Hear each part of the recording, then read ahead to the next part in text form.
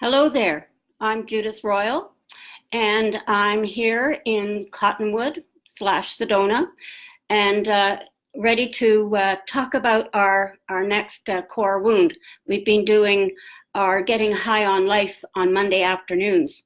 And I must start off by saying I really appreciate the discussions that we have after the fact. So please write your comments on the side here, and I'll try and answer questions as we go. Now, we're going to be talking about invisibility today. So keep in mind that we choose our families, and our families actually provide opportunities. One of the ways in which we are provided opportunities to heal the core wound, invisibility, even though it doesn't feel like at the time. Our families are actually great teachers. Invisibility, the language that's used around that particular core wound is, nobody listens to me.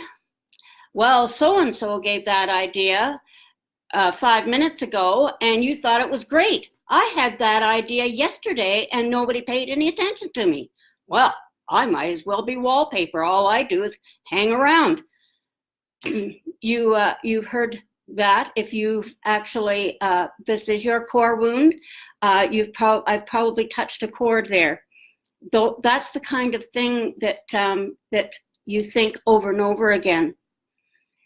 And so when this is truly a core wound, the root cause usually is diminished self-worth. And this could come from being in a family where somehow you have been given the feeling that nothing you do is good enough. The person next door did better than you in school, or your sister or your brother did better than you. You felt your contributions weren't appreciated in the family. And this could also be a dominating or domineering kind of energy in which you grow up. In other words, every time you try to speak up, boom, you're slammed down, or you feel that you've been slammed down. So you're just better off to keep your mouth shut and stay in the sidelines.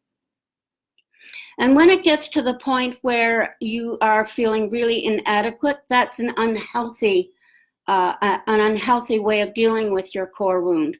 Remember, we all have core wounds. This particular one is particularly painful because if you tend to be a shy person in the first place, as I said, this can be very painful, putting yourself in the limelight.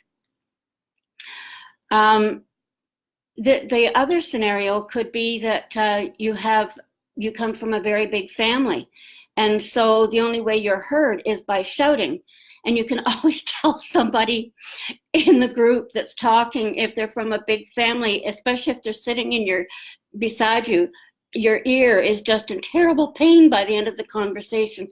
They have to shout loud, they have to talk loud, they have to laugh loud, and it's all just to be heard. So that's just a matter of a big family and how